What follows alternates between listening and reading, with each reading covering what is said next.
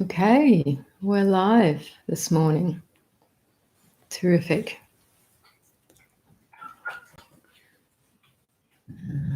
Asking a few things.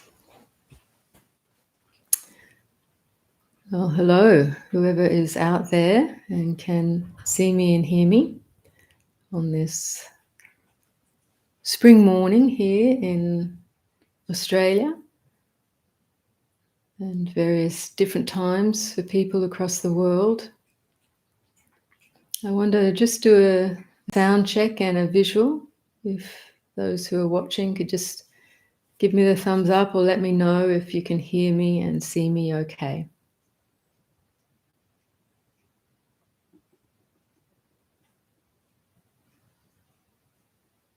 Often we do have a little bit of a problem with our internet connection, but from my end it seems to be good at the moment. Sounds good. Very good. Good. So people are hearing me and can see me as well. Great. Well, we hope the connection stays stable throughout. Well, a hearty welcome to you all. Oops, that's my phone message. I haven't put it on Do Not Disturb. Please excuse me while I do that. Turn things right down.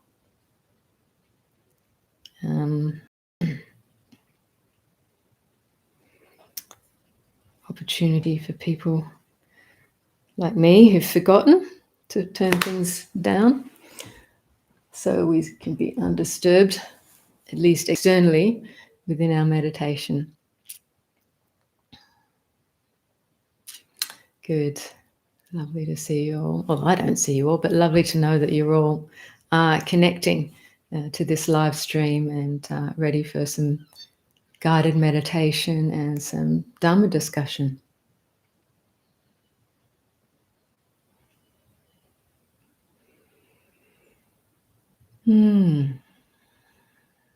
Sometimes I just like to wait a little bit at the beginning for people who perhaps haven't been able to get to the live stream on the dot.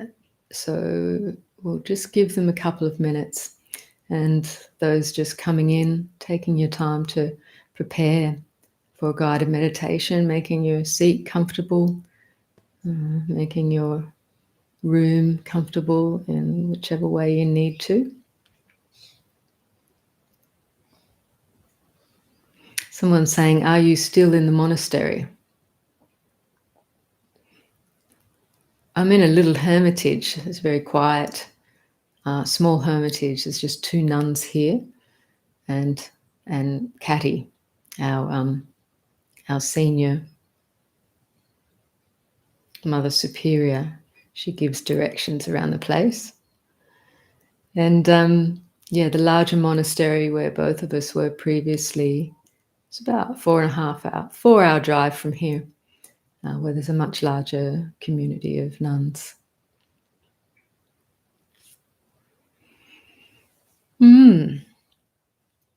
Well, let us prepare for the guided meditation this morning.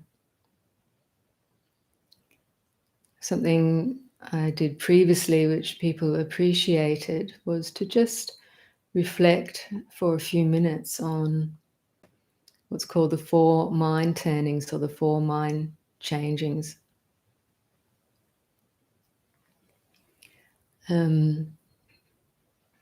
It's worded as such in the Vajrayana tradition, but you find these reflections throughout each tradition of Buddhism. So as we prepare our minds for meditation and settling, we want to first reflect on this precious opportunity we have. When you consider the state of the world, so many beings across this particular world we live in, consider the various states that people in, the various conditions people have and are working within. How precious it is that we have the guidance of the Dhamma to help us turn inwards and recognize what's going on with this body-mind and how to develop a spiritual container and a spiritual perspective and understanding, particularly of the causes of suffering and the way to the cessation of that suffering, the way to be free, to live a life that is the way of non-suffering, not merely for our own benefit, but for all beings. To realize what a wonderful opportunity we have right now, right in this very moment, coming together with mutual aspiration to see the truth, to understand the truth, and to cultivate this opportunity we have as a human being, this precious opportunity to cultivate the path of truth. So recognizing that preciousness in this moment, and that these moments don't come along a lot. Sometimes we have the intention and the aspiration, and karma or life intervenes in various ways. Not that life doesn't teach us in all its forms, but just to appreciate what we have in this moment. And recollecting the truth of the impermanent nature of life, even though we have this opportunity in this life, it's what happens in life is something we can't always predict. That's one level of the truth of impermanence. Everything's changing. It's not usually, to a large degree, it's not within our control how things happen. This is one aspect of the impermanent, changing nature of things. That once we're born, we inevitably go through the aging process, moving towards old age, sickness, and inevitably death. So in some sense, death is the only real certainty of this life. We just don't know when it will happen. So once again, this brings our mind to a point of wakefulness, to be awake to this reality and awake to this opportunity we have now of full awareness in this life.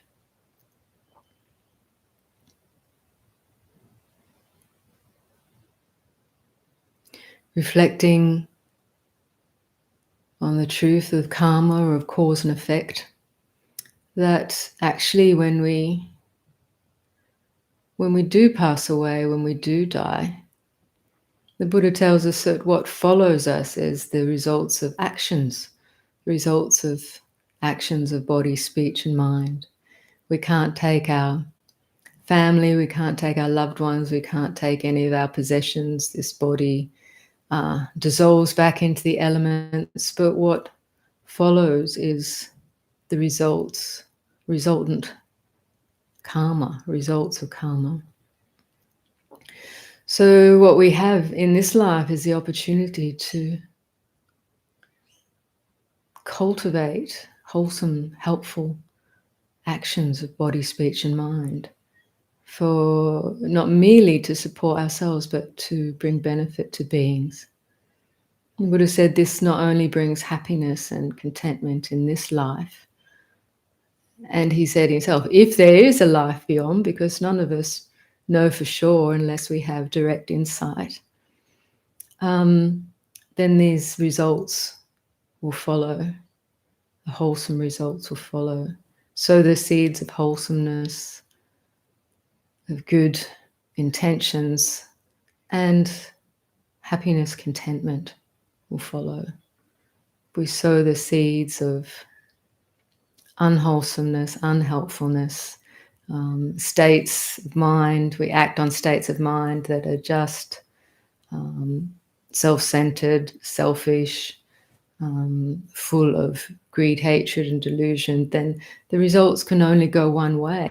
They tend to suffering for ourselves, and when we're in suffering states, we often perpetuate behaviors that also make others uncomfortable and cause suffering for others.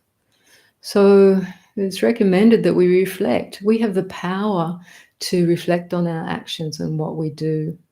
And it always starts with intention. So being aware of our minds, being mindful, bringing awareness to what moves us, what motivates us, gives us a wonderful opportunity for molding,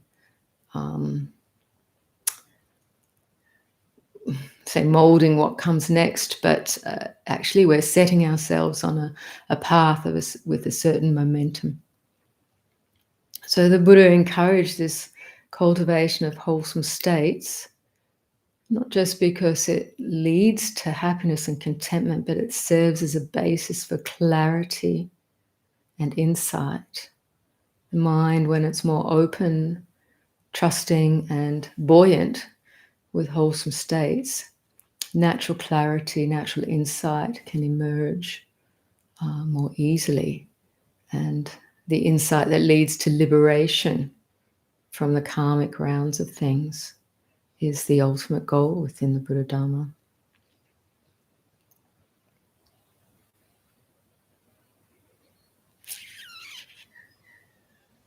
So I think one of the last reflections is around what we call the drawbacks of samsara, which is a bit connected to these wholesome and unwholesome states. We never know what karma will ripen. Karma ripens depending on causes and conditions. And one way you can see this is like in science, they've determined that particular genes within our DNA, particular tendencies, let's say underlying tendencies or potentials, those genes can be turned on and off by environmental factors. So in this case, the environmental factors are like the conditions. The environmental conditions can turn certain tendencies on and off. That's just within the physical system. So in a way, this is very similar to what goes on mentally and emotionally. Environmental factors can act as conditions and supports for the ripening of certain either tendencies and also results of previous actions put in place. So it's very interesting to reflect upon. And this is what we mean by we don't always have control over what happens. But with the power of mindfulness, we can be fully aware of what's occurring. And with the power of wisdom, we can understand what is worth and wholesome, what is worth acting on, and what is worth refraining from. So we start to understand the direction to move, to let our attention and our energy flow, informed by wisdom, informed by compassion. And the rest we just have to trust when we meet obstacles in our lives, when we meet difficulties. It's not that we're going to be free from difficulties, because life is a mixed bag. And but when we meet difficulties, the more we cultivate these wholesome states of mind, the more resilience is there, and the more confidence we gain in the path, the greater buoyancy and trust is there to move through these situations without making it worse through our resistant mind states and perhaps uninformed choices.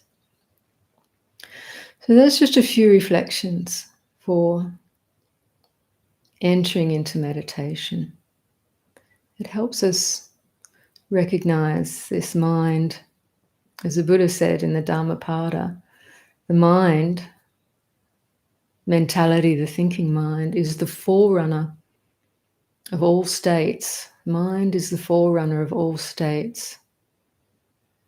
So acting through body, speech, or perpetuating certain things in our own mind that are unwholesome, it will bring unwholesome results just as surely as the cart follows the hoof of the ox. And again, he repeats, mind is the forerunner of all conditioned states, the things that we experience.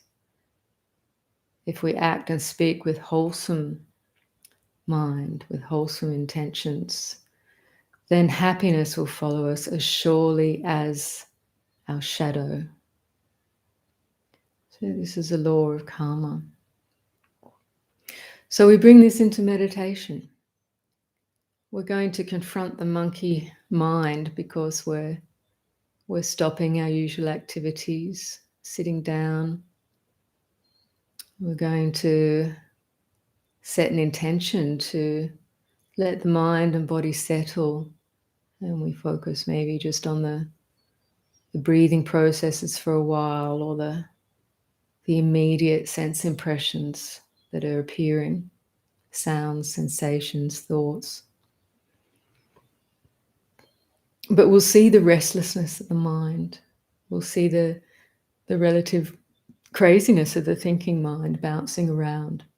So don't be too disheartened by that. Because when this mind isn't following its usual desires, its usual need for distraction, stimulation in the outer world, we get to see the results, the momentum of that kind of restlessness. So it takes a while to allow things to settle. So hopefully the guidance I offer will help you find your way into this natural settling. So wherever you find yourself now, if you feel comfortable to just let your eyes close gently, or if that doesn't feel comfortable, just let your gaze rest in one place in front of you. It's a soft gaze. And first bring your attention to the sensations and feeling of the body as you find it just now in this moment.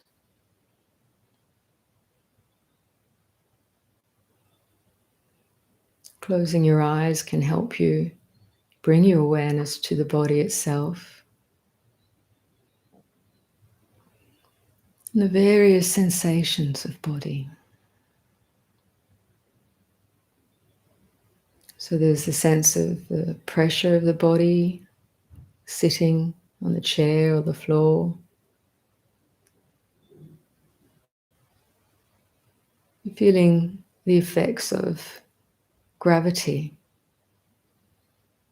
The body is being pushed to the earth rather than floating in the air.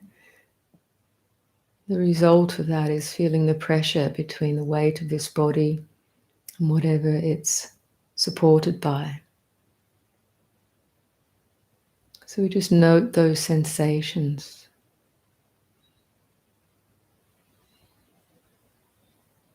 And we notice any other sensations in the body. You might notice the places that feel a bit uncomfortable at first, where there's tension or pain.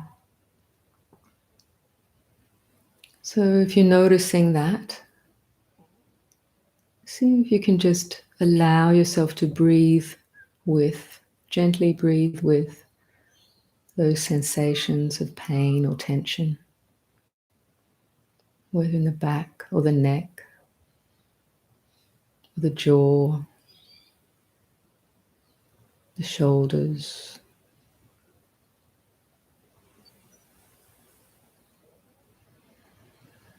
And as you breathe in and out, whilst aware of those sensations, there's an opportunity to let go a little. It's not forcing, it's not even an actual doing.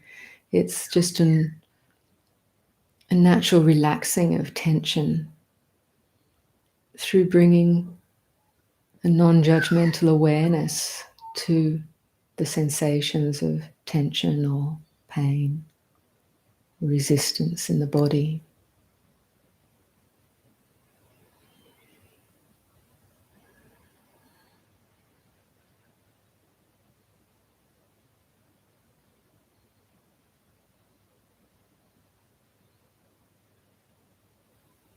Now we become more aware of the breath, specifically the sensations connected with the in-breath and the out-breath. Just this automatic process of the body breathing. It's happened since the moment we were born. This body just breathes by itself. It's part of its process of staying alive. Each moment of breathing in, we're breathing in the nutrients required to keep this body alive.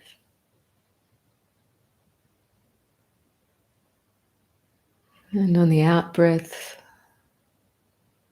the body's expelling the spent nutrient, what it no longer needs, to make room for the next in-breath.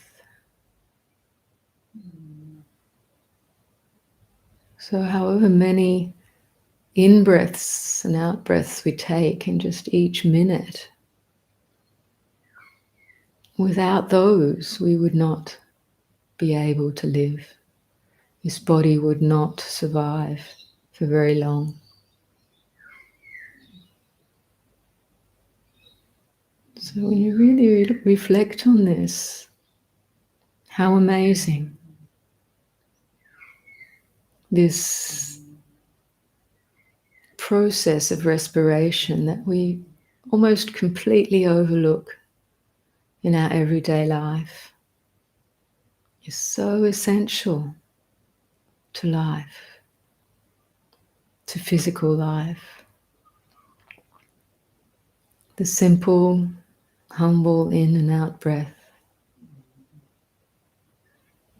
that's happening automatically, such that we're hardly ever aware of it unless there's a time that it becomes difficult to breathe.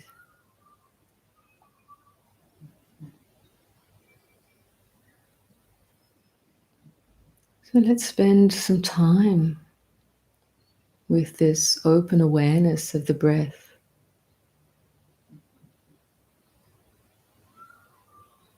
It's not something that we have to do. We don't have to make it happen. A natural process of the body. It does it all by itself, so we're in a perfect position to be able to direct our attention, to be aware of this process in and of itself.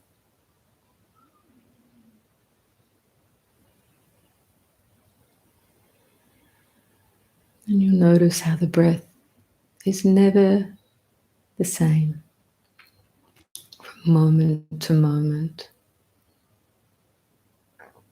Sometimes it's a soft, shallow in-breath. Sometimes it's deep.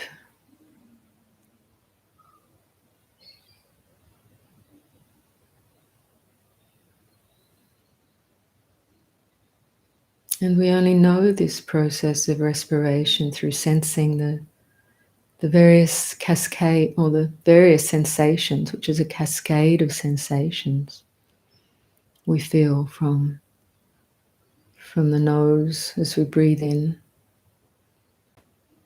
We feel the air moving in, down through the windpipe, expanding the lungs, the chest, and the diaphragm area.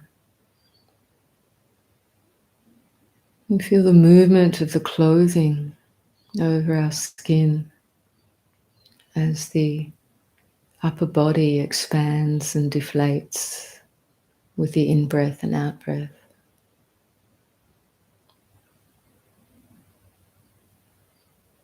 We feel the subtle relative coolness of the air as it mingles with the warmth of the interior of this body.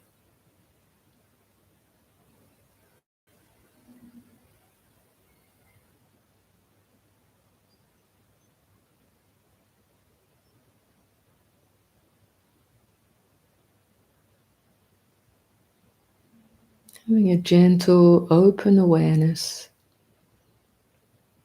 of this path of the breath from the nostrils down to the expanding lungs and back again.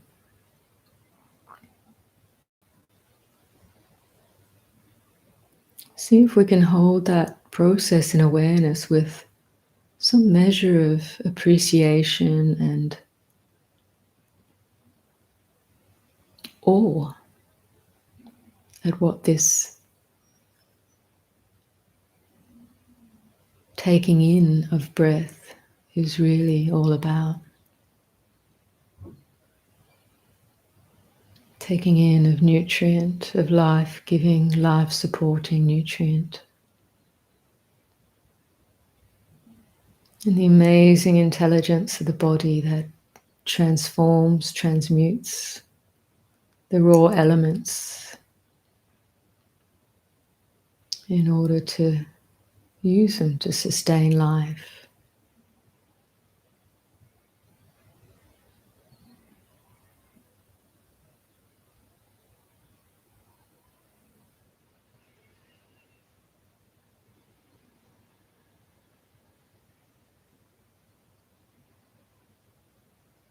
And this process of respiration,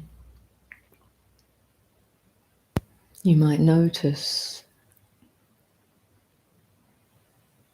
means that this body that we usually refer to as me and mine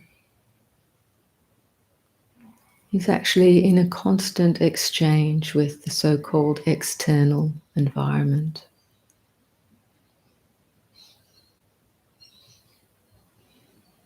Breathing in the air from the external environment, mingling with the internal environment of this body.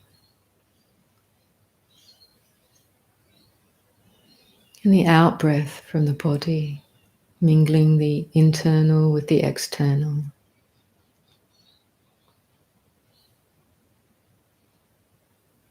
There's this constant interaction and exchange of elements between the so-called external and internal.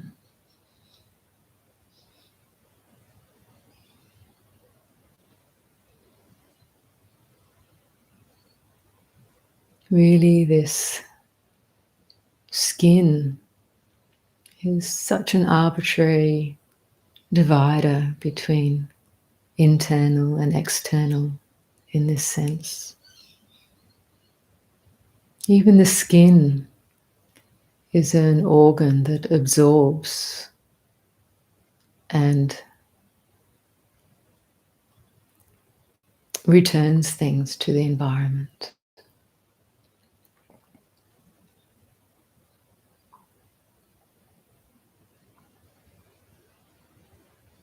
See if you can perceive this body as part of the environment, as part of the whole.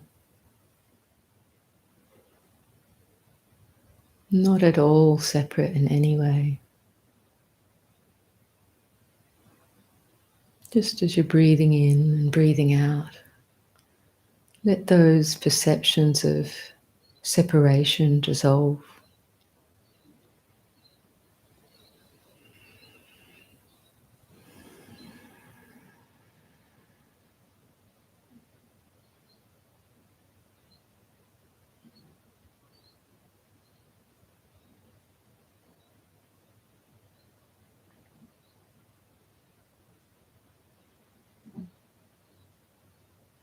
With this notion of me and mine, which is so focused on this bodily frame,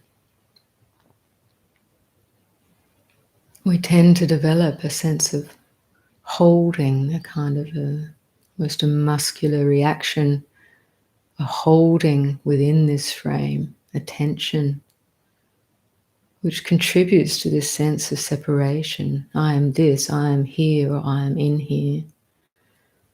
Somewhat armoring against the so-called external. defending, controlling, holding, resisting, contracting. What these words point to, you get a sense of that in the body when it's in a shape of tension or holding.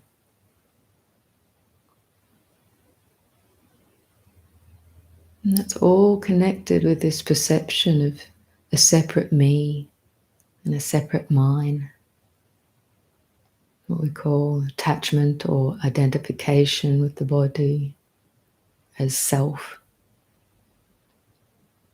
which is a very limited view, a very conditioned, limited view. So when we open up to the actuality of this constant interaction with the environment,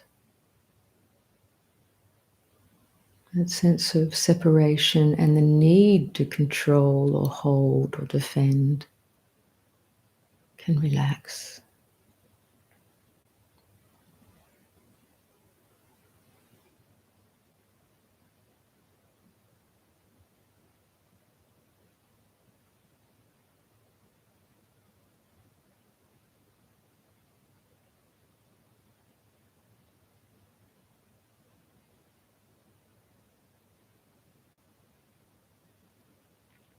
Does the breath and the body and the mind being more focused in awareness as it all relaxes a little. The sense of a boundary, the boundary of this body also relaxes, softens, and can even disappear altogether for a while.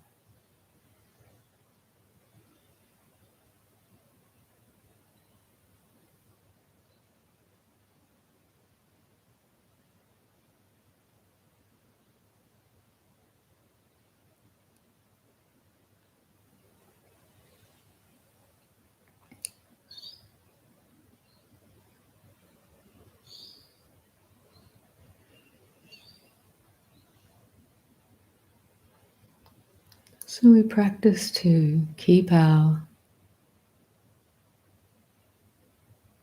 direction of attention connected to the breath,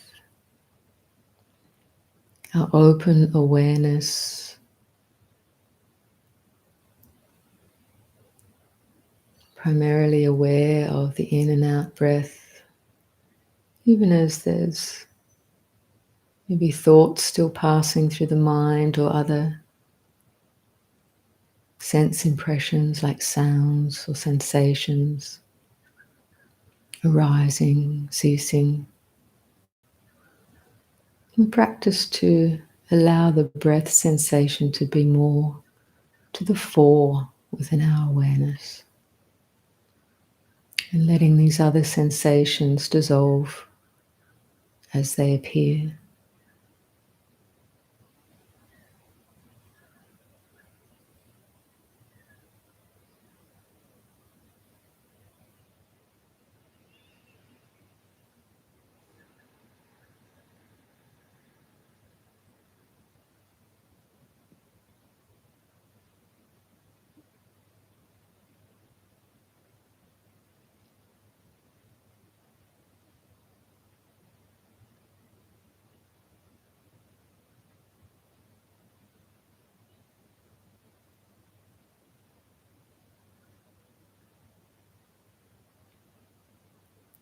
And as the mind becomes more coherent,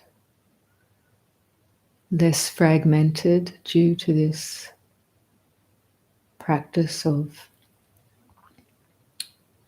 awareness in the present moment, and the calming of the breath and the body,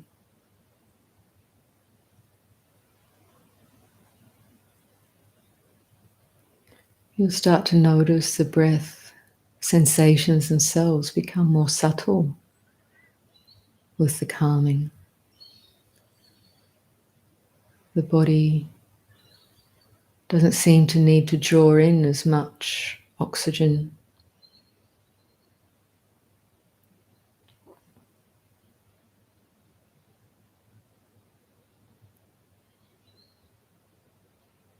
This is the natural process of the bodily processes calming down with a degree of samadhi or unification of mind, calmness of mind, one-pointedness of mind. So we try to stay with this breath sensation as an anchor for our awareness in the present, a reference point, to allow this natural process of stilling to deepen.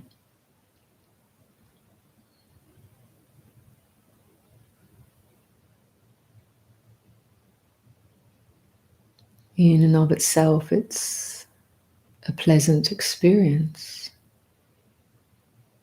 which helps the mind settle further into this process of deepening calm.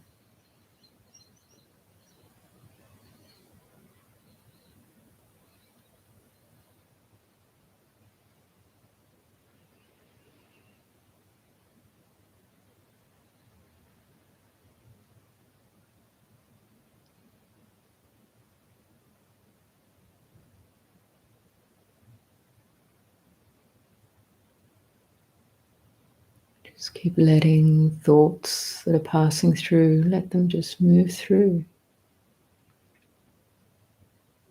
Don't push them away. If you find you're grabbing at them or running with them, just recognize that and remember the breath, feel the breath, and the thoughts dissolve. We keep doing this until it feels more comfortable, the mind settles more with recognizing awareness in the breath.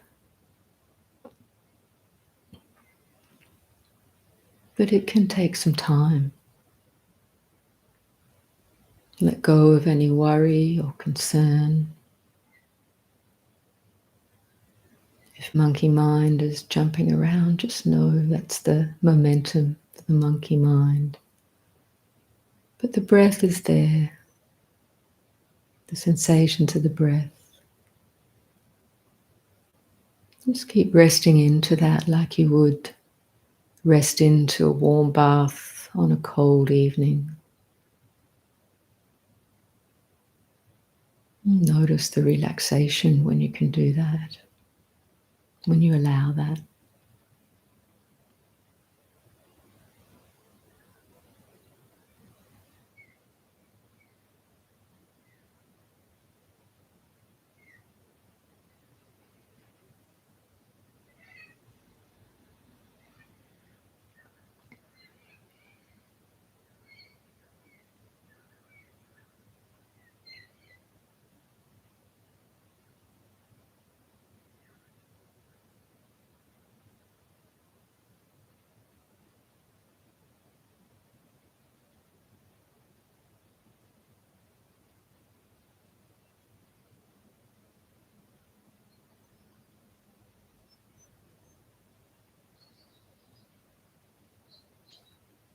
If you're finding the breath is becoming very subtle, you can start to notice in between the sensations of the breath, the spaciousness, space between the in and out breath.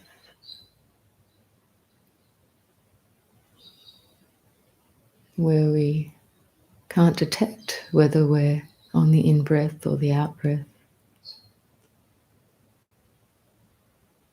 It's just this quality of spaciousness. And if that's the case for you, this can become your anchor for present moment awareness, this perception of space or spaciousness.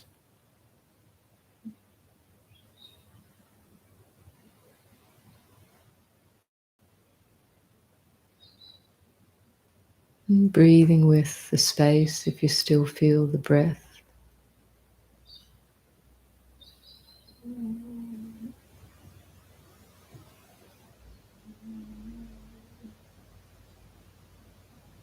And whatever else appears in mind's awareness, it naturally knows and doesn't latch on.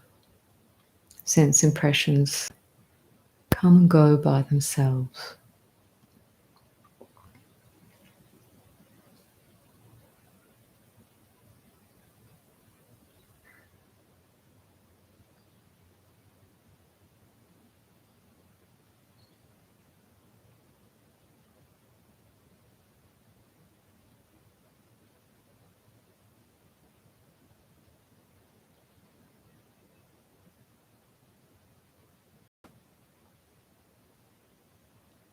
We become more and more comfortable in this sense of the openness of the mind, openness of awareness.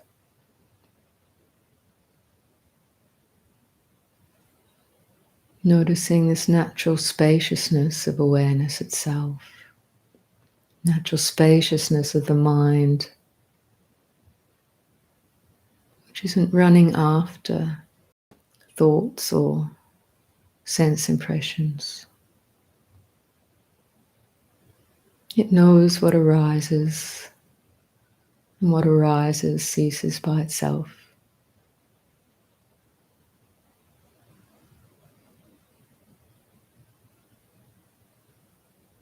But it's good to have something, a perception such as space or breath, to continue to recognize, to help with the stabilizing of the mind, calm and stillness, spaciousness, awareness.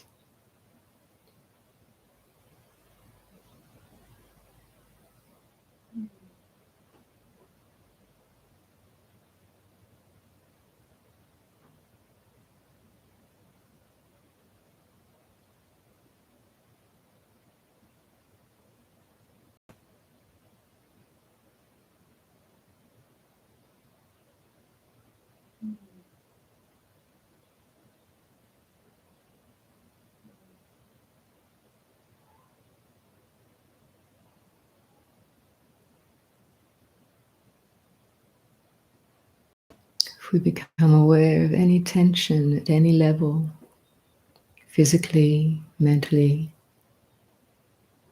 it can be seen more clearly. And in the seeing, it relaxes.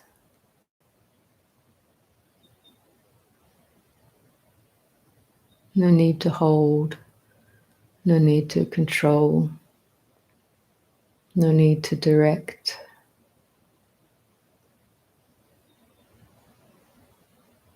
Just be in the naturalness of the mind.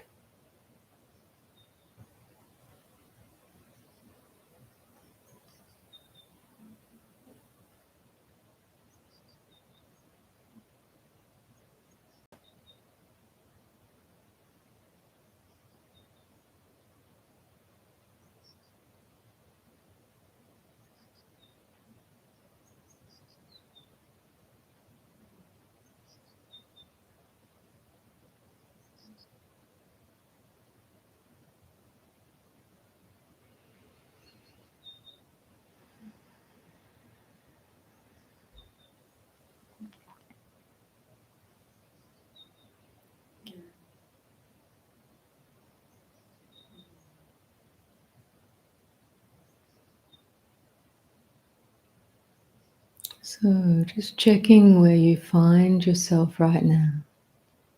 What is the mind experiencing?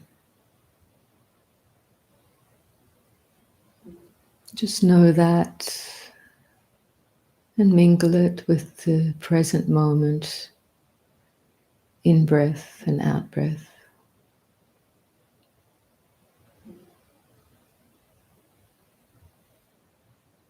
And as we draw this meditation to a close, I invite you just to give rise to a conscious intention of well-wishing towards this body, towards this being, oneself. Simply the intention of well-wishing, such as, may I be well. And with the breath, just channel that through the whole body. May this body, may this being be well.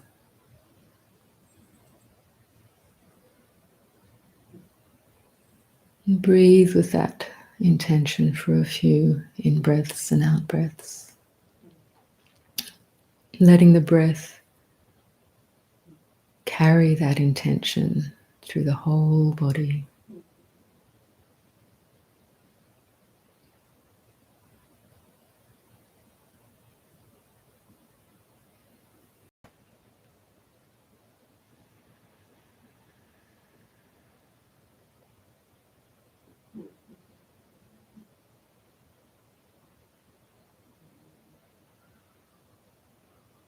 Now allowing that intention to be directed outwardly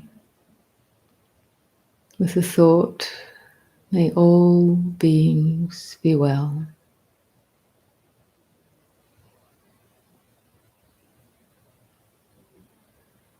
And on the sense of the out-breath, the expanding into the external environment.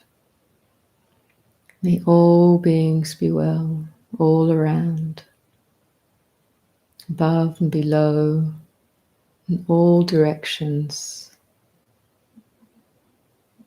May all beings be well. Just let the energy of that intention flow in all directions.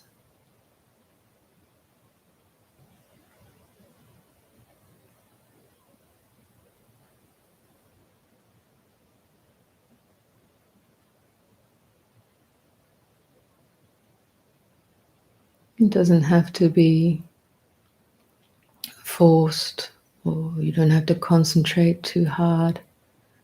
But just like the sun, when not obscured by clouds, the warmth of its rays go in all directions impartially.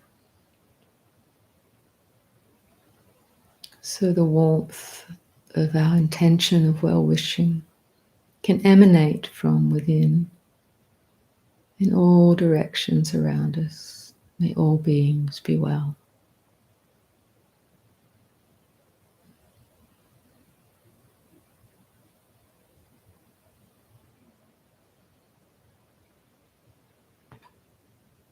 So with that, I invite you just to come more fully into this body, into this breath, and in your own time come back into the space of this shared screen, this shared connection through the internet in your own time. And we'll have 40 minutes or so for some questions on either your meditation experience or on Dharma in general.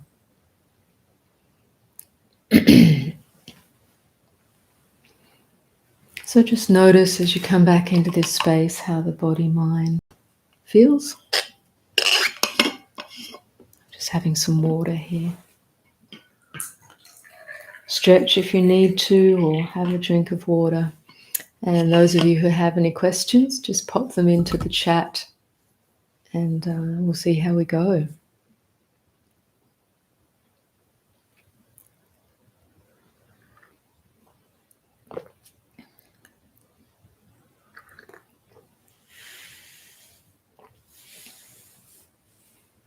So I hope that was a helpful guidance for you. Everyone will have different experiences.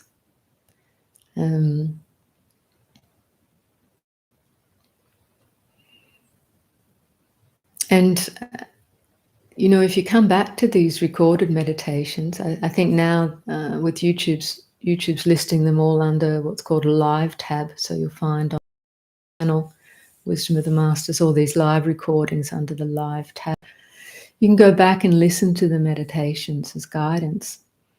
And you'll have different experiences every time. Nothing is ever the same. And it can help you deepen in your practice. So someone's asking about my accent. Where are you from? I'm an Aussie. But I did spend about 20 years based in England and the UK area. So it's probably a little bit affected that way in terms of potentially a slight rounding of the Aussie twang with the English accent. I don't know, depends on the company I keep. Okay. So someone said they were sitting by a lake and all the wildlife came nearby when I went deeper and they actually came to my feet, which is a lovely moment. Yeah, that's beautiful, isn't it? So isn't that interesting that the wildlife senses you becoming more part of the natural environment, perhaps dropping the usual defensive attitude we hold in this body and the sense of separateness.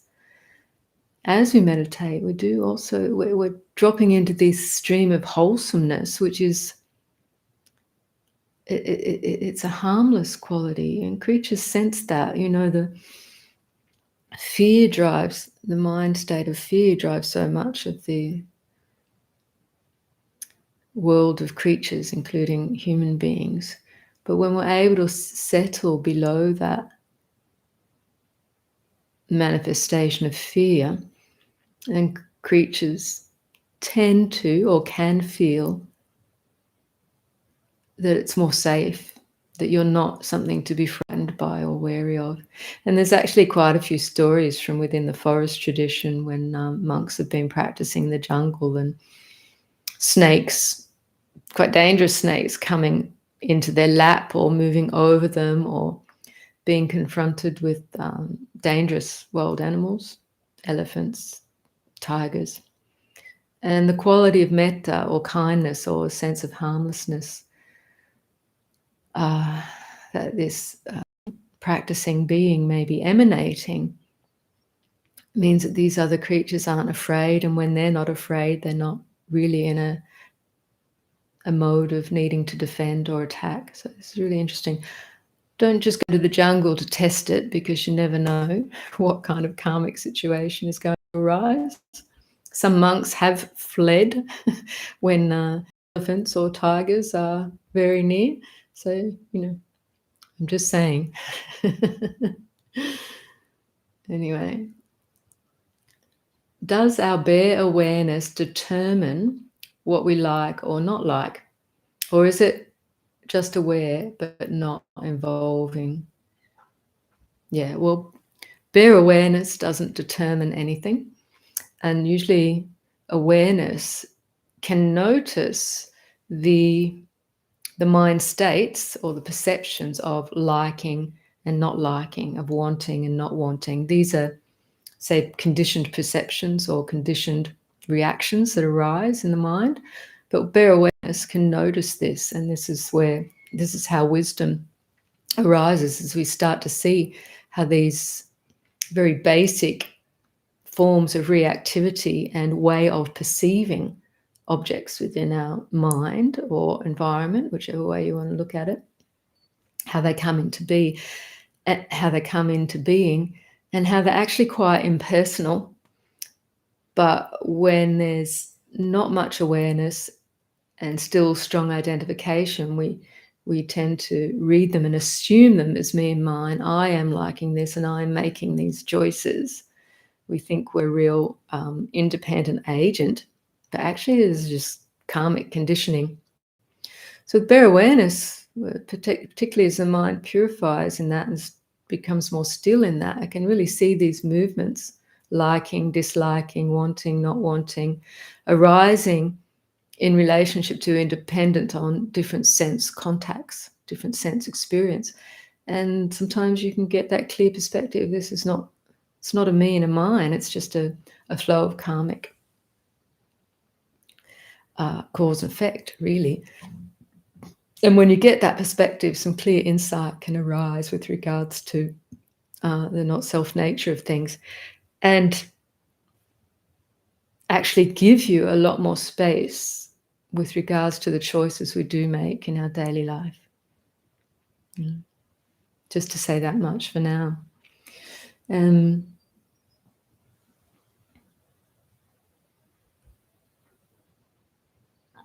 What lineage of practice are you teaching with these guided meditations? Where are you located? In Australia, far south of New South Wales. We practice here. We are ordained in the Thai Theravada forest tradition of practice. But if you know the channel, Samnera Jayasara's Wisdom of the Masters, it's informed by all different Buddhist traditions, as well as other spiritual traditions, various spiritual traditions. When I give these guided meditations, I'm speaking from my own experience of practice over 35 years. And as I say, the main orientation is coming from, so the Pali Suttas, the early Buddhist tradition, from my experience practice within the Thai forest tradition lineage. All of these things can inform the way we articulate experience. But I'm also have been open to and exposed to certain Vajrayana teachings, Dzogchen way of practice. But my guidance is an intuitive guidance, really coming out of my own experience. I also practiced and trained as a Buddhist psychotherapist a while back. So all of these different things can inform and influence the way one communicates. Words are very malleable. But let me say it's just rooted more firmly in the original Pali teachings of the Buddha, filtered through one's own experience. Someone's wanting some Dharma books to recommend. I'll speak with Jayasara. We might put up a list of different Dharma books, but we've provided a lot of links actually on our website, vivekahermitage.com. Under the resources tab, you'll see a tab called links, and they're links roughly kind of categorized in different traditions of practice, where you'll find lots of resources, lots of books, free Dharma books to download, and other resources. But yeah, in terms of our own favorite resources, gosh, there could be hundreds, depending what you're attracted to. But we'll see if we can share some of that with you on the website. So stay tuned, or even through the YouTube channel. Yeah, someone enjoyed the bird song, presumably our birds here. A few different parrots and magpies, etc. Could you compare the unsatisfactoriness of old layperson life versus your now nun life? Compare the unsatisfactoriness of my old layperson life, presumably, versus your now nun life. Well, the unsatisfactoriness, for some people who may not know, that's a translation of the word dukkha. It's a kind of curious question. Compare, because we have a varied audience, the word dukkha or unsatisfactoriness it's a characteristic of existence. The Buddha taught that all conditioned existence bear the characteristics of anicca, dukkha, and anatta, which is impermanence or changeability. That's anicca. Things that they don't stay the same. Things are in a constant process of change once you can observe them. Dukkha is the mark of unsatisfactoriness. these three characteristics are all connected. So the unsatisfactoriness can be talked of in a way that because things that we experience in our conditioned experience is in a constant process of change, of flux and flow, no thing within that can bring lasting satisfactoriness because it is in a constant process of change. So even the pleasant things we experience are dukkha, or unsatisfactory, in that that pleasant experience doesn't stay the same. It is a mark of conditioned reality that feelings, feeling tones on the spectrum from pleasure to pleasant to unpleasant, it's all in a process of change. So the pleasantness can't stay the same either as a feeling tone, as a feeling tone. So when we recognize that in practice, the mind learns not to grasp at it, because the grasping, the attempt to keep something the same, or the attempt to push something away because it's painful, in and of itself is a painful movement, is a tense, stressful movement. And it's that action is upon ignorance, thinking we somehow can keep something the same or can get rid of something that we don't want. This is all based on what we call ignorance, which is the root cause of suffering, not understanding the nature of reality. When we do understand the nature of reality, mind stops lunging in terms of wanting, not wanting, push, pull, keep, get rid of, these kind of reactive experiences from not knowing the true nature of things. It relaxes out. And this in itself is the cessation of stress, the cessation of suffering, because that movement is a constantly stressful thing, the grasping, the attachment, the wanting, the not wanting. So seeing how this happens in the mind, how it manifests in the mind, is part and parcel of gaining insight into these characteristics. The third characteristic being anatta, the not self nature of things. I alluded to in the meditation as we observe how conditioned experience, through observing sense impressions, how those experiences, those moments of sense impression arise and cease. They're very momentary. They come and go by themselves. It's part of a karmic stream, a karmic momentum, depending on where the mind is and what it's perceiving. When you see that they come and go by themselves, the mind isn't identifying and attaching, this is me, this is mine, and then the interpreting, this is pleasant, this is unpleasant, and then the push-pull, I want, I don't want. All of that is just this constant agitation. And it carries on like that until the mind sees clearly what's going on and releases itself from this round of stress. Cyclic conditioned behavior that causes more stress. So now with this full open awareness informed by wisdom, which sees how dukkha is caused or how it arises within the mind stream, then wisdom naturally informs. We don't go there again. It's like as a child we learn, if we stick our finger in the live flame, in the fire pit or the gas, it burns. We pull it back pretty quickly. We've registered and don't do that. Painful, right? Full registration, that's pretty good wisdom. So that's analogous to what's happening internally through this natural stilling of the mind to see clearly what's going on. Hope that's helpful. Okay. So you said in the context of my old layperson life and nun life, well, that process of stress is the same whether you're in lay life or monastic life. You see it the same. The difference sometimes, depending on your lay life, some people have, in terms of their for spiritual practice, some people have a lay life which is very quiet and they have a lot of solitude to practice. So this can be really helpful. Sometimes in a monastic life, we can be in a monastery, which requires us to be involved with a lot of people, a lot of things, have a lot of duties. Sometimes it's been my experience that monastic life can be quite busy and demanding,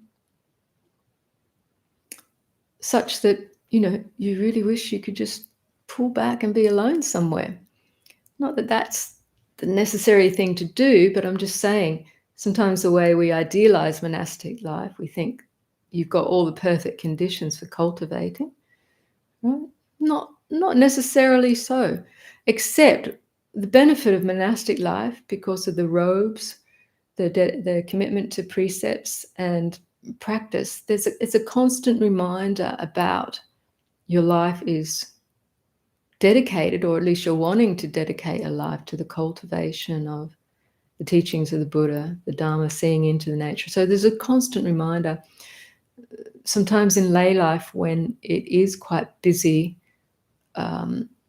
we're externalizing our attention a lot to meet the demands of our life. And sometimes it can just feel like it's more distracting, and we lose that perception of practice and the Dharma. But it doesn't mean that you have to ordain or get alone, go and be solitary. You have to bring the Dharma into your life and to recognize every moment as an opportunity for awakening, and every moment is teaching us. So in whatever situation you're in, even if we feel pressured and busy with a lot of demands, the mind, this quality of awareness, is always there. So we have to learn to recognize it, to connect with the breath, as you've noticed just in this meditation. The breath has been with us from the moment of birth, but unless we're told or encouraged to notice it, we don't notice it. So we train the mind to notice the breath, notice the body.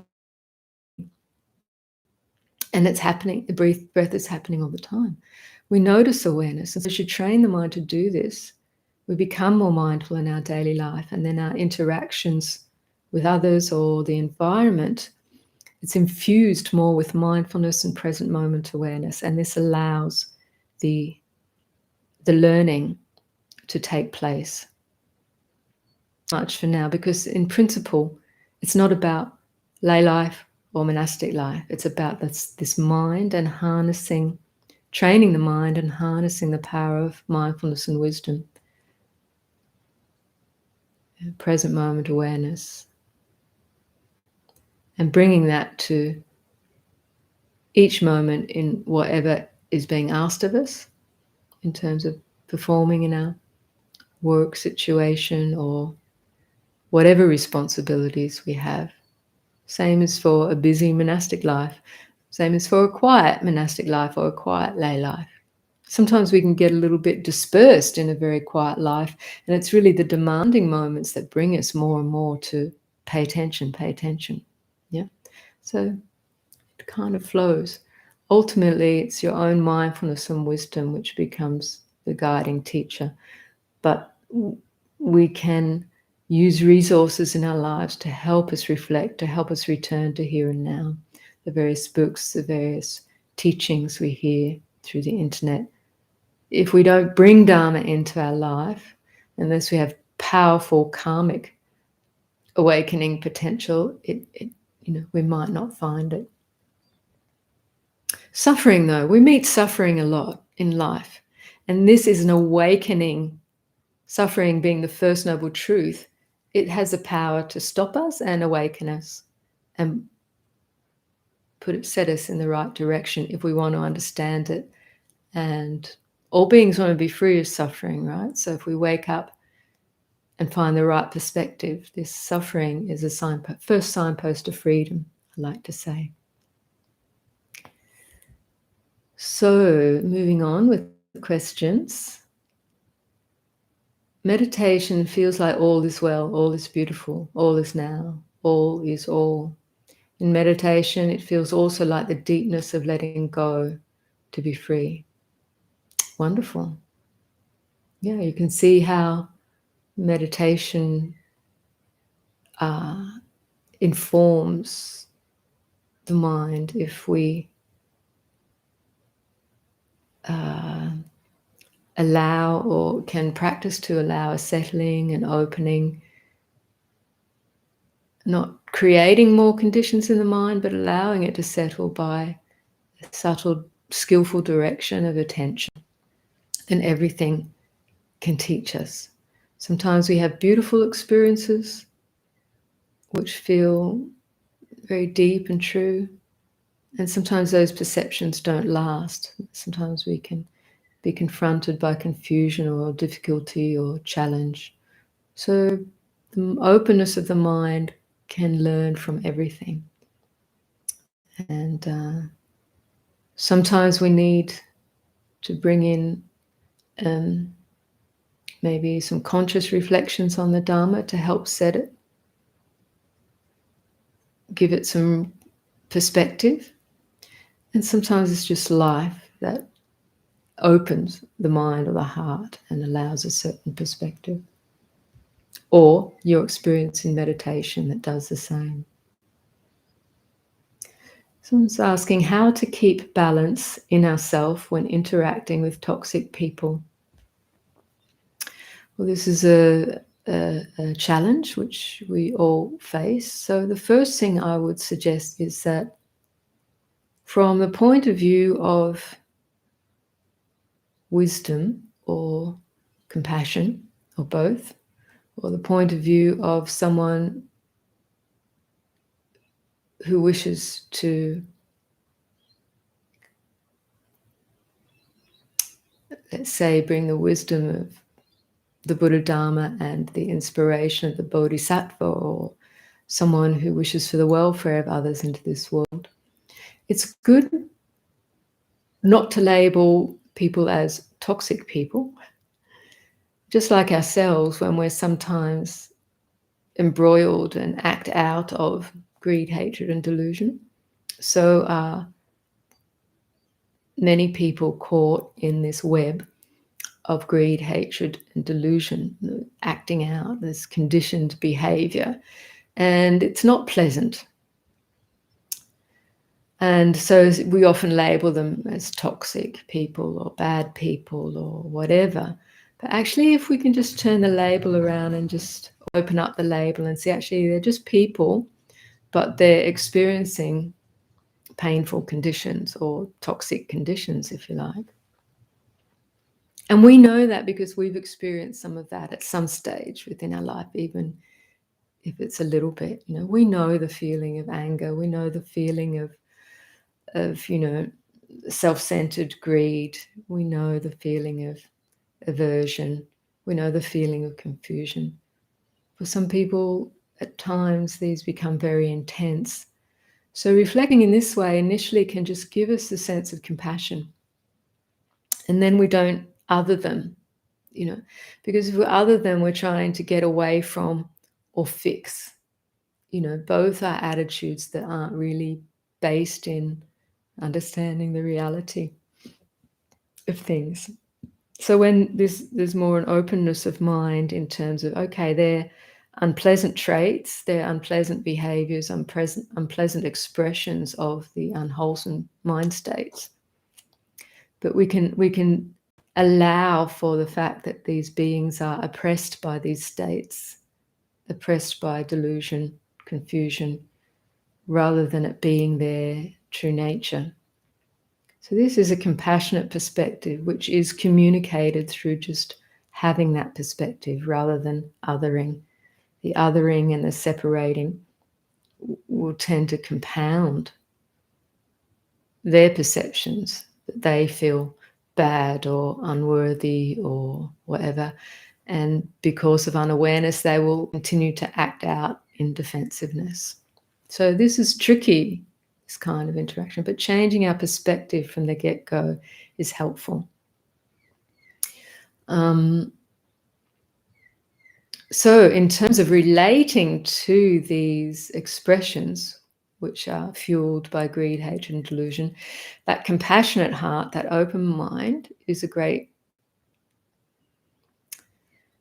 what shall we call it, a great support. The mind which is open and compassionate is really, ultimately, it's invulnerable. It cannot be harmed by these expressions of confusion, delusion. Doesn't mean you don't feel it in relation with these people, and then therefore you have to make your choices about how harmful is it for you to be in relationship, and how you may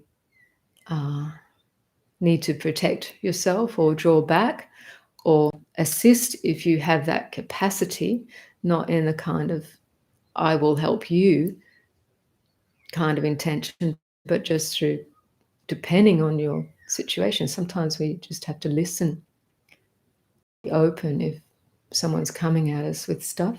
Sometimes we have to know what is helpful and not helpful.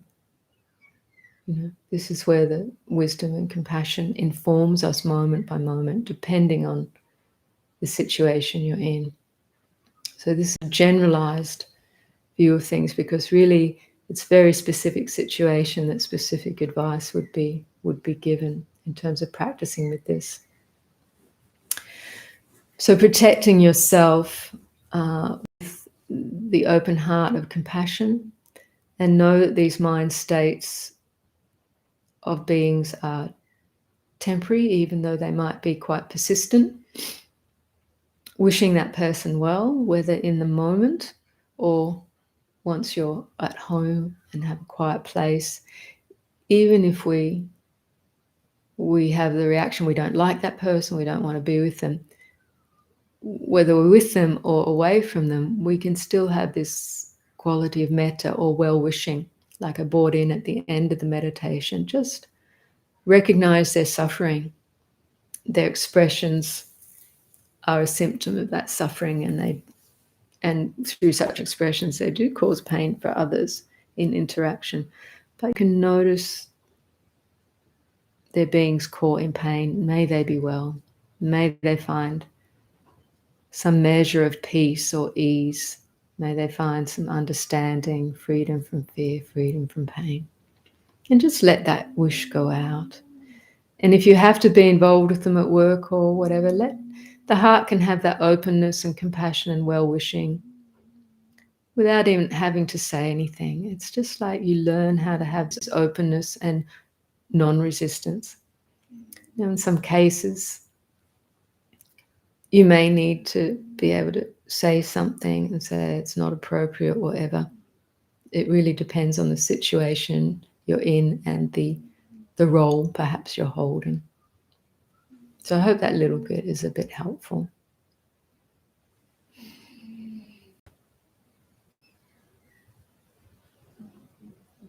So someone's asking, I think I'll try to paraphrase a bit, when they start to do jhana meditation, there's an effect of switching off. You can tell me if I'm not getting this question right. There's a pleasure, and the pleasure of disconnecting is disappearing. Is it something wrong with the way I'm doing it? Recently, I'm really connected to breathing. So I'm sorry if I can't get your question quite right. It's a little bit hard in these snippets in the chat. But I think you're saying, as you're settling into meditation, there may be some initial pleasure, but then the pleasure disappears. And am I doing something wrong? Well, it very much depends on other aspects of your experience. When you say the pleasure is disappearing, does there remain a calm and an equanimity and a sense of one-pointedness and stillness? If so, that's just the deepening of the meditation. There's no need to sustain a certain feeling of pleasure, but just let the meditation deepen in. If there's a deep equanimity and stillness, that's just a natural deepening. So trust that process. If the pleasure is disappearing and you're noticing there's more restlessness in the mind, maybe it's starting to attach more to thoughts or reacting or thinking, then that's the mind kind of coming out of that state of calm and stillness and just engaging more with the stimulus of the senses. And the pleasure would disappear because of the pleasant, let's say, the pleasantness of the stillness in meditation disappears because now there's more interactivity with different sense impressions, which is also to be expected at times. So nothing is going wrong either way. The best thing is just to notice this. Okay, if pleasure, the pleasant feelings disappear, just notice this. There's no need to grasp after it. That can be a thing in meditation, is people want more and more of the pleasant, or want to hold the pleasant, and when pleasant experiences disappear, they want to chase after them. So this can be a point of insight, is seeing that when pleasure changes, there can be a sense of loss or the desire of wanting it again. So notice that desire, which is part of the grasping mind, and how it directs you to start looking for stuff which brings more agitation. So if it disappears, just noticing change, that's all. And let the meditation and the wisdom will develop naturally. So this is just one bit of advice, and see if that matches any of your experience there. Excuse me.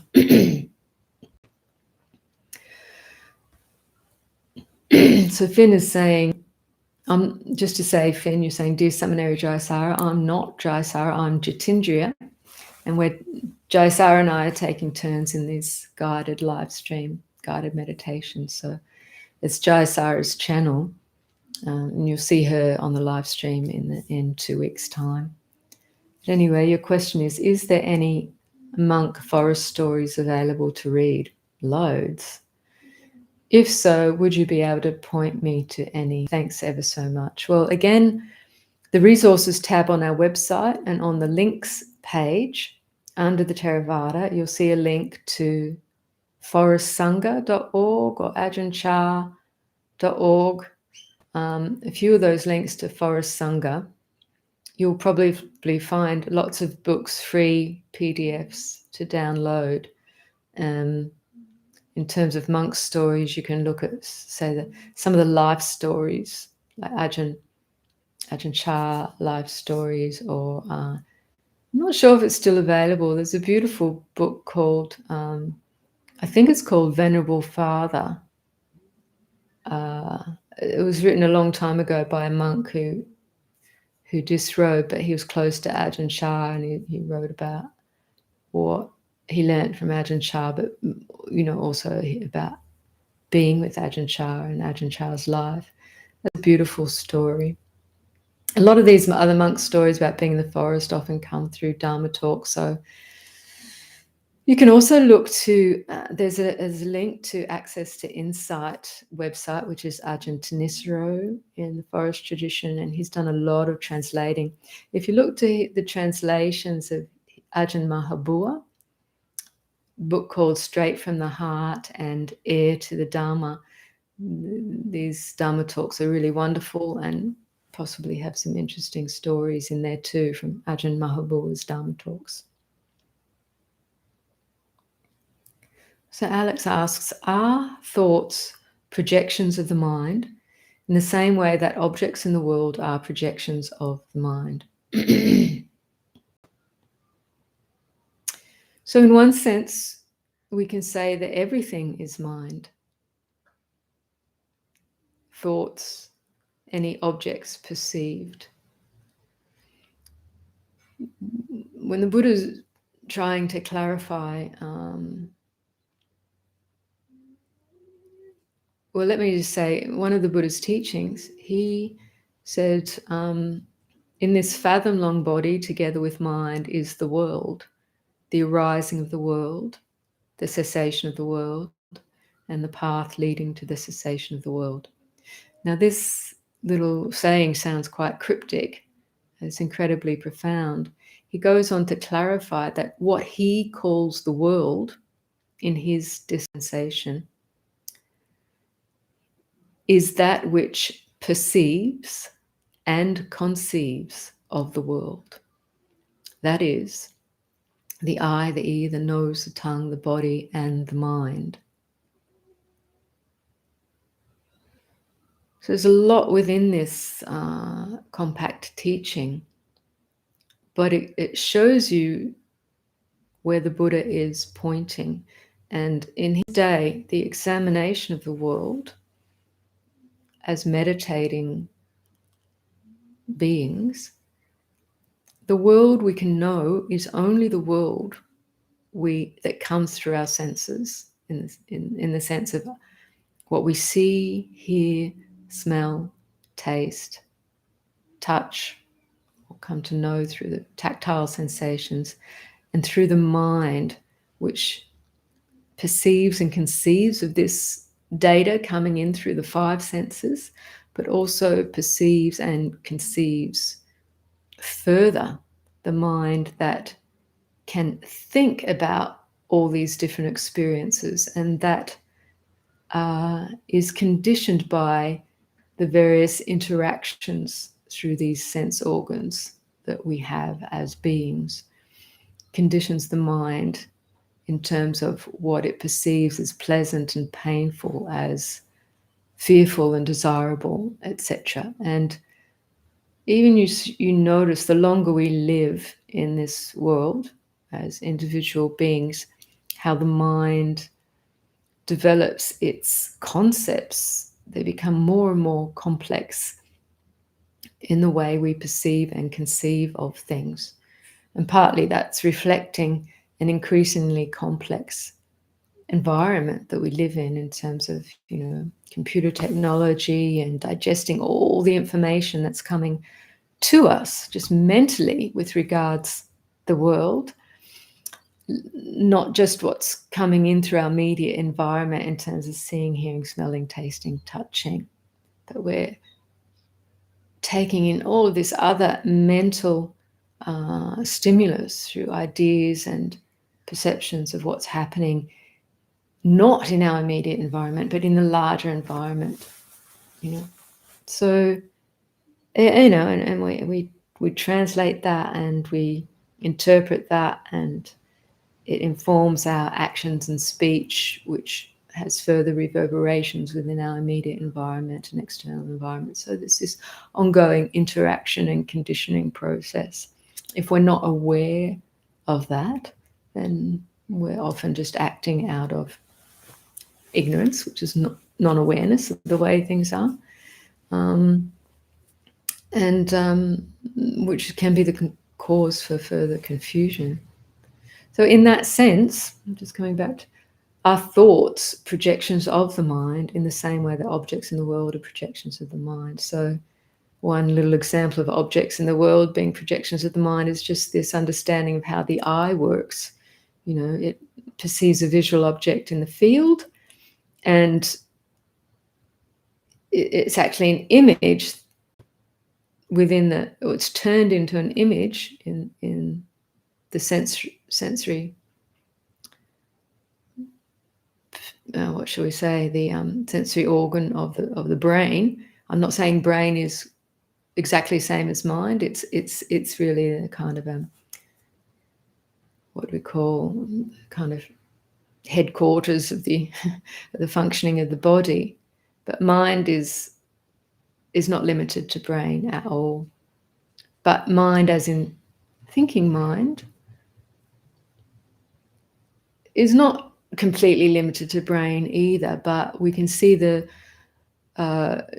neurological processes going on in meditation in terms of thought, the stimulation of thought. You can almost see the sparking of the brain. You can feel, you can sense the sparking of neurons and the neuronal activity, and the way that brain and body are in constant communication. We can see and understand all this in our meditation.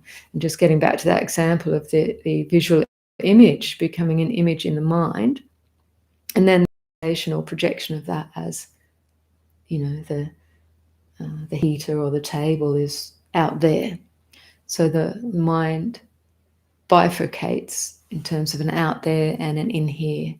And that conditioned view is compounded in our life and in our society's beliefs and our educational beliefs in every way. So just to say that much.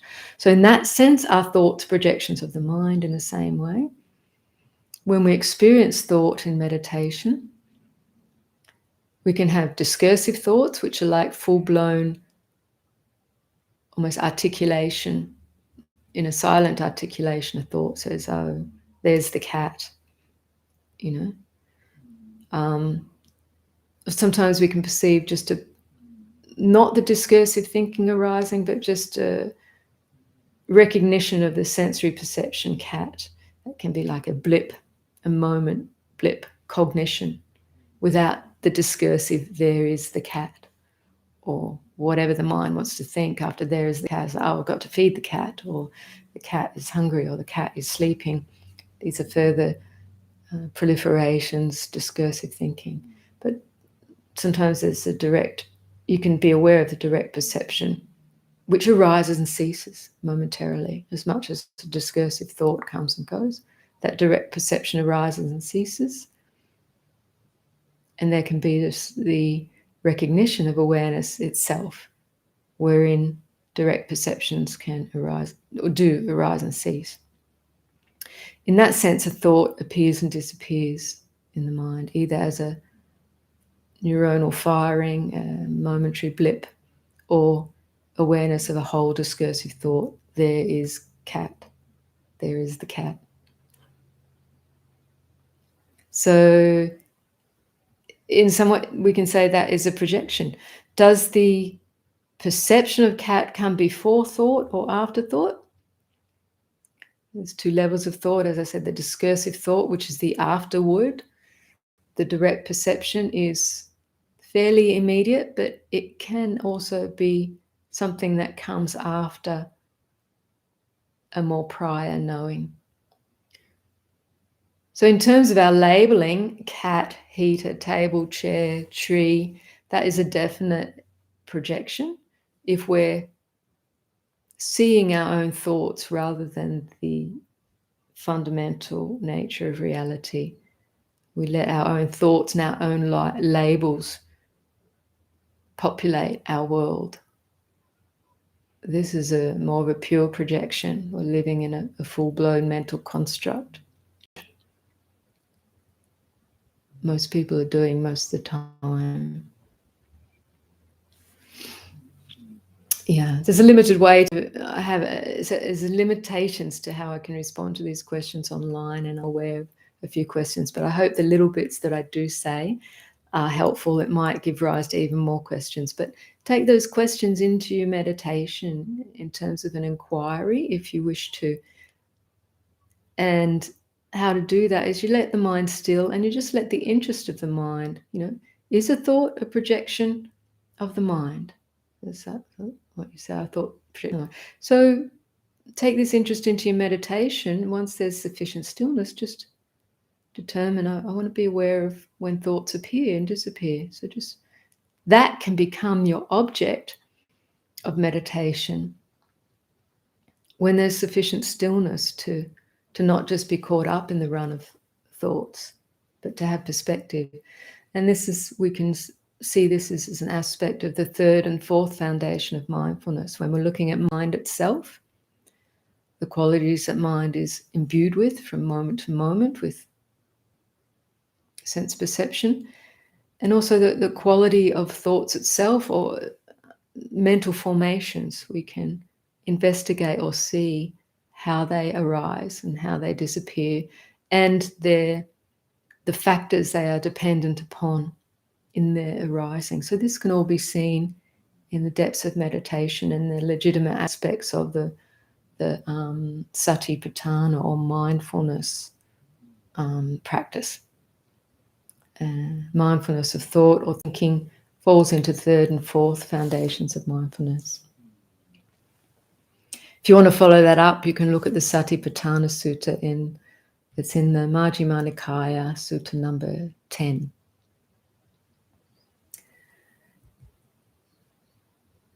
Is the best time to do meditation in the morning and before bed at night?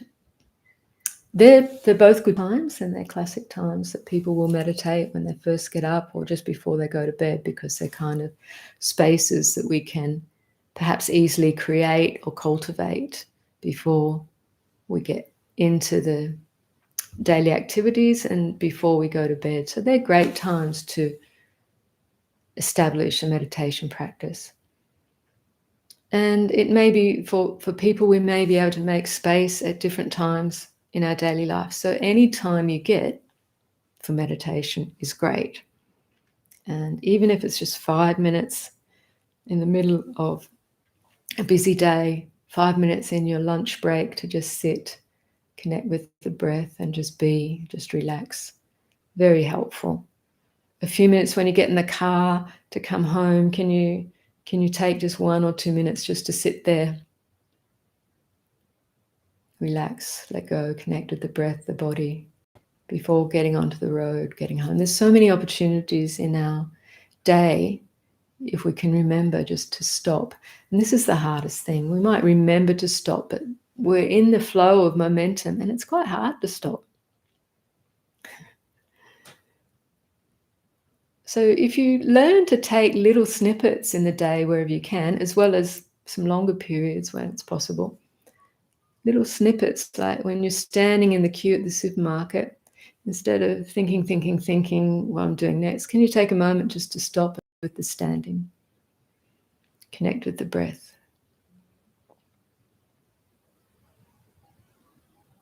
As I said before, you drive home, once you're in the car, lots of little moments.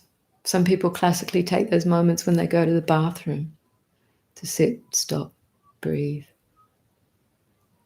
So the more we can bring those moments into our daily life, the more they will start to happen naturally.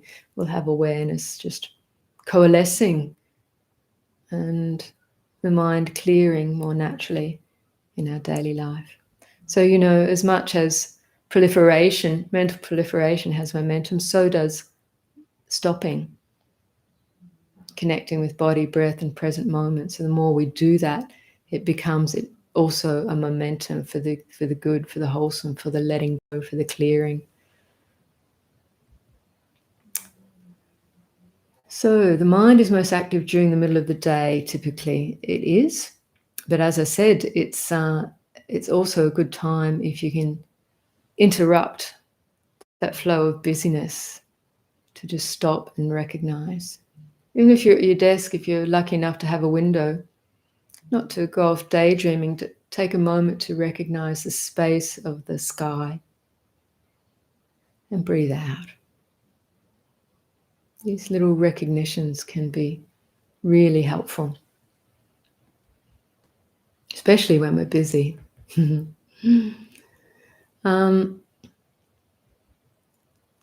Someone's enjoyed the guided meditation, you're welcome.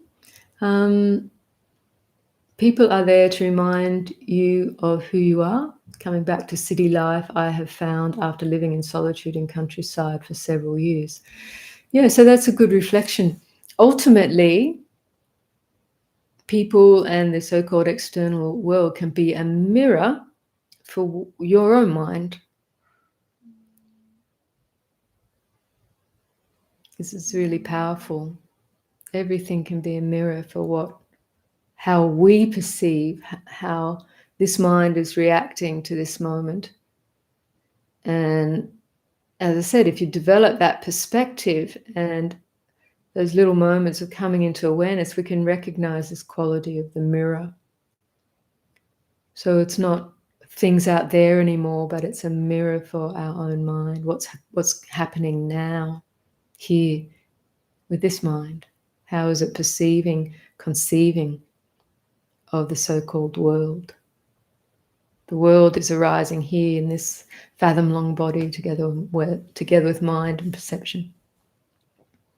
Is the world, the arising of the world, the cessation of the world, and the path leading to the cessation of the world.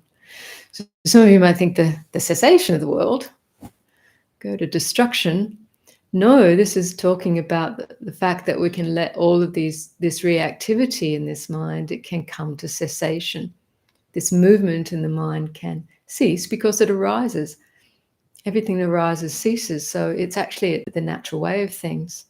But recognizing and seeing directly how such things cease can be the liberating insight into the true nature of the mind, or true peace of mind. As Ajahn Chah said, this mind is already peaceful. It's naturally peaceful. It's only disturbed by the movement of the sense impressions and the reactions, the conditioned reactions to those sense impressions.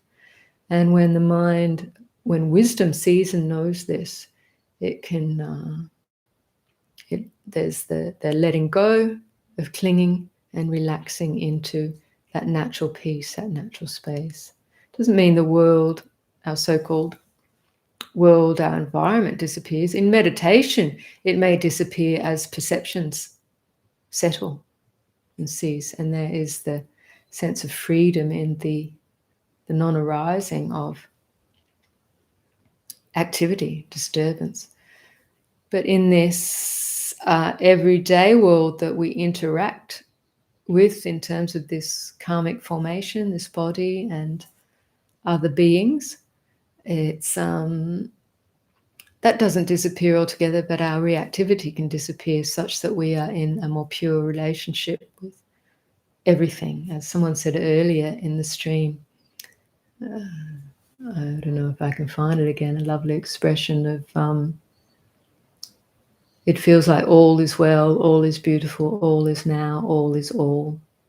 That can also be the perception within our everyday life when there's deepening wisdom and compassion.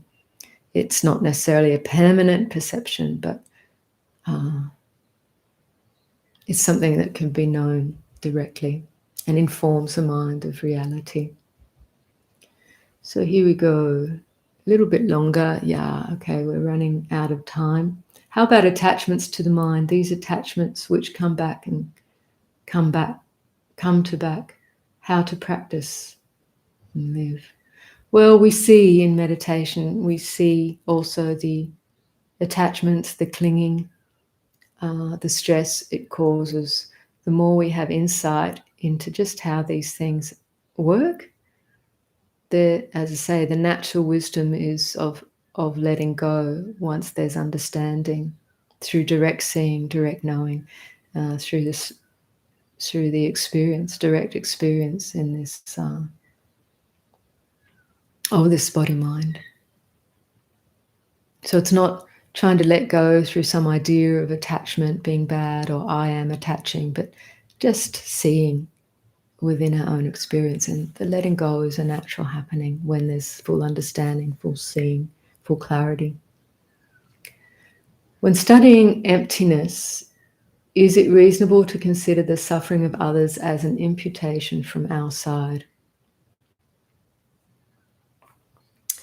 Yes and no.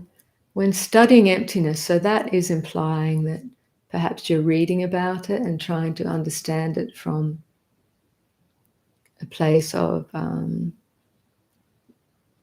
rational thinking or through reason. Emptiness, though we can study it at that level, it is not the true emptiness. Emptiness, or the empty mind, which is connected to understanding the not-self nature of reality, is penetrated with insight through the mind that has some level of stillness, clarity, and wisdom.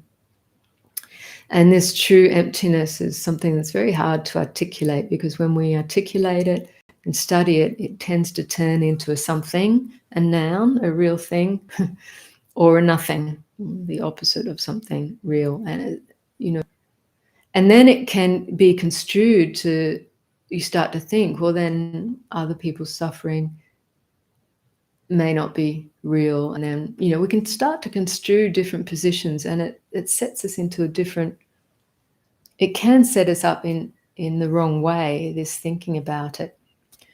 So while we can say the suffering of others if others are suffering, we can relate to it in terms of our own suffering. That's how we understand it empathically. If we can see our own suffering as essentially illusory, then we can know directly how suffering at its most essential nature is illusory, in that it's not a solid, real fact, as if anything is, of life. Yet people are caught in the condition of suffering, which is painful, whether ourselves or others.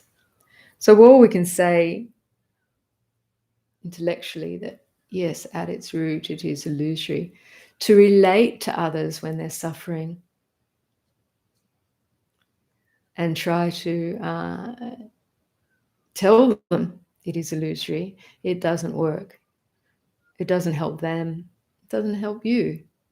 Whilst you may have a perception that they're caught in illusion and in an illusion, that allows you to perceive them as someone with Buddha nature, someone who is already essentially awake and is not really this illusion in the way that they're perceiving themselves, conceiving of themselves, and caught in this suffering.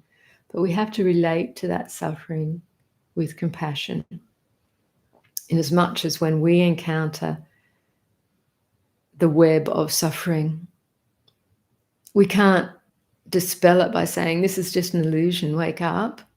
We might be able to have some skillful, wise reflections, but ultimately it is dispelled to the power of compassion. And that is a mind that embraces without judgment whatever is. And in that attitude, things can cease or unravel by themselves. So just this pointing for now.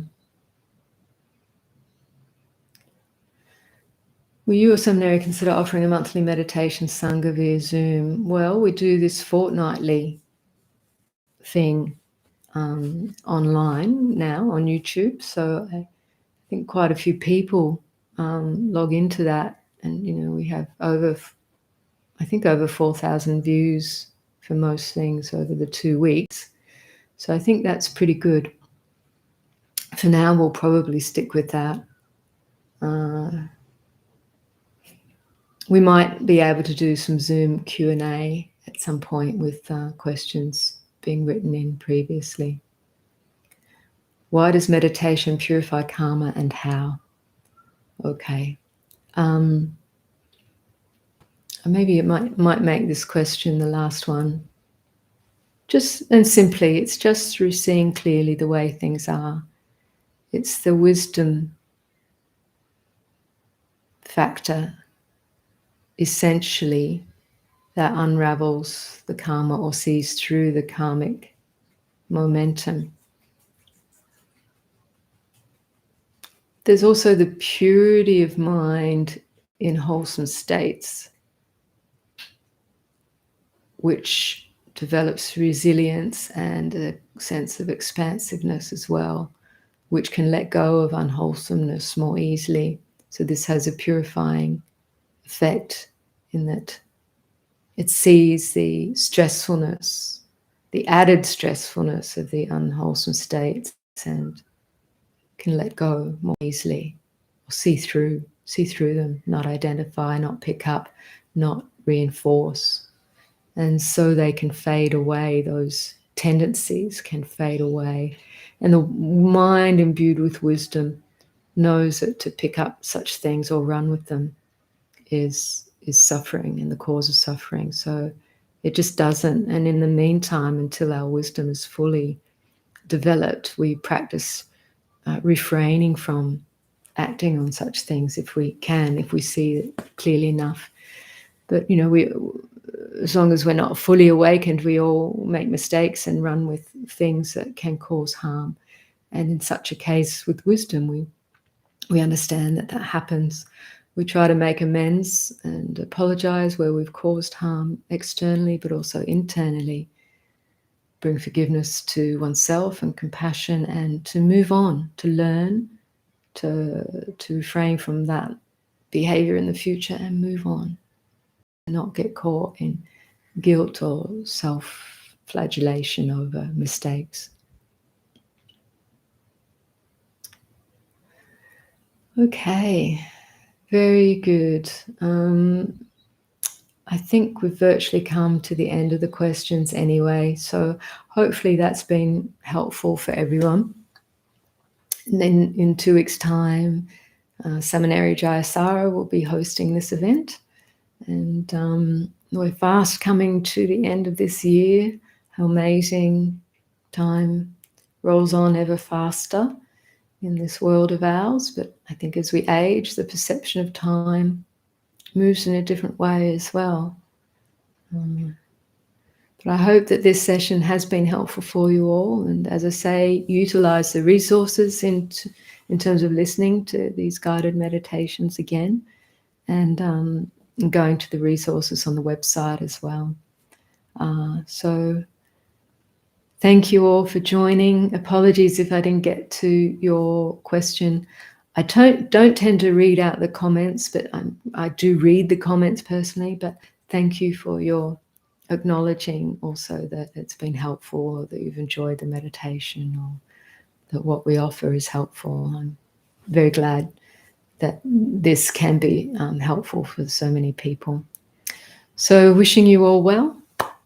I bid my farewell, and I'll see you in 4 weeks' time, and you'll meet with Jayasara in 2 weeks. All the best for now. Bye, everyone.